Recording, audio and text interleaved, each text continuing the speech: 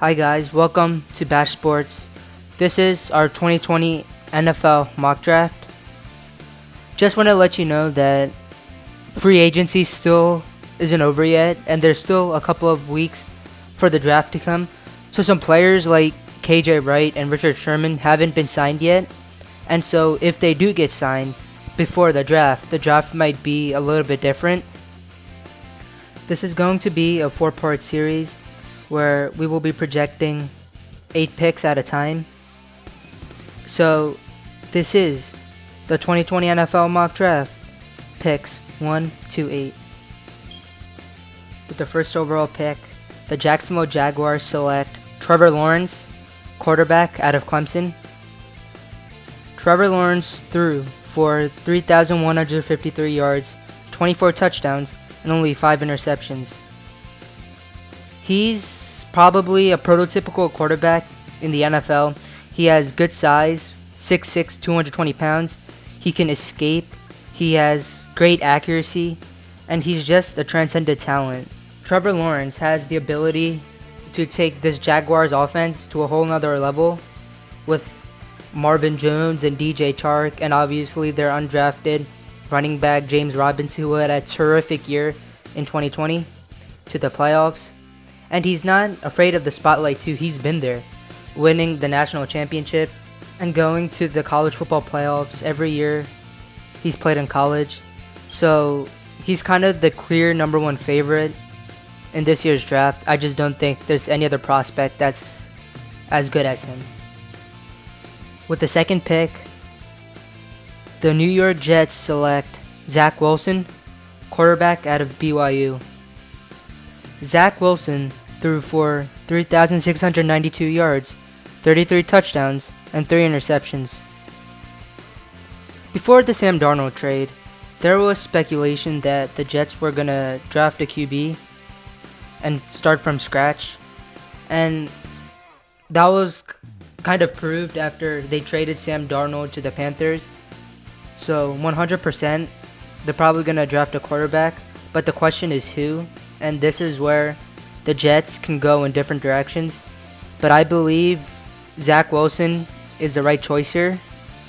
Just watch his highlights. He just makes some incredible throws. He gives you that Patrick Mahomes vibe. Not saying he's going to be as good as him, but he does have the potential to. This is why I think he's the second best quarterback in this year's draft. With the third overall pick, the San Francisco 49ers select Mac Jones, quarterback from Alabama. Mac Jones threw for 4,500 yards, 41 touchdowns, and 4 interceptions. A couple of weeks ago, the 49ers traded up to the 3rd spot, and it looks increasingly likely that it's going to be a quarterback. And there are many rumors that the 49ers are going to target Mac Jones. And it makes sense because Mac Jones has a similar playing style to their current starting quarterback, Jimmy Garoppolo, which is a non-dual threat quarterback, but with good accuracy and able to read the defenses pretty well. And so that's why it seems that the 49ers are going to target Mac Jones. And like Trevor Lawrence, he's been in the spotlight and he's won championships. And so that's a quality that's good to have in a franchise quarterback. Before we go into the 4th overall pick, we have a trade here. So the Bears trade up from the 20th spot and they get the 4th overall pick, while the Falcons get the 20th overall pick and the 2022, 2023, and 2024 first round picks from the Chicago Bears. With the 4th overall pick, the Chicago Bears select Justin Fields, quarterback out of Ohio State. Justin Fields threw for 2,100 yards, 22 touchdowns, and 6 interceptions.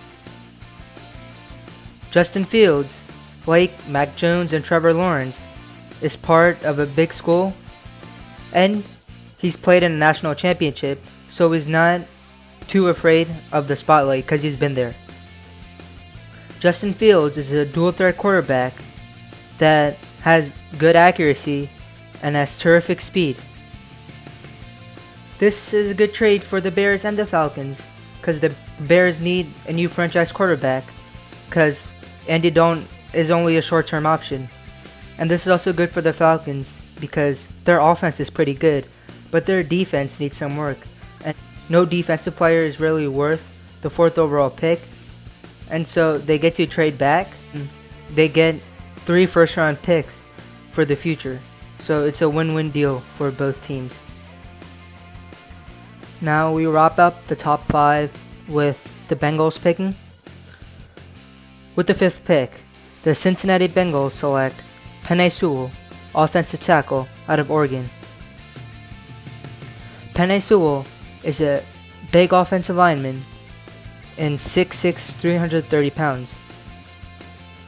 Last year, with the 1st overall pick, the Bengals selected Joe Burrow, and he was supposed to be their franchise QB, and he showed a lot of promise in his first year, and he probably would have gotten Rookie of the Year if it wasn't for their gruesome leg injury against the football team in Week 11. That injury shows why protecting a franchise quarterback is very important, and this is what the Bengals do by drafting Penei Sewell. They give Joe Burrow some protection and try to prevent that injury from happening again. With the 6th pick, the Miami Dolphins select JaMarr Chase, wide receiver out of LSU. JaMarr Chase opted out for the 2020 season, but in 2019, he had 84 receptions, 1,780 receiving yards, and 20 touchdowns. Last year, the Dolphins selected Tua Tagovailoa with their 5th pick. But to be honest, Tua really struggled, and the only reason the Dolphins got to 10 wins and almost made the playoffs was because of Ryan Fitzpatrick. But now that Fitzpatrick is gone, it's all Tua, and what better way to kickstart his NFL career than giving him another offensive weapon, and that's what he is getting in JaMarr Chase. I know that the Dolphins signed Will Fuller in free agency from the Texans, but it was only to a 1-year prove-it contract, and Fuller himself has been struggling with injuries in his career, but with the addition of Chase, this offense looks really good, and all that is left is for Tua to prove his worth. With the 7th pick, the Detroit Lions select Jaylen Waddle, wide receiver out of Alabama.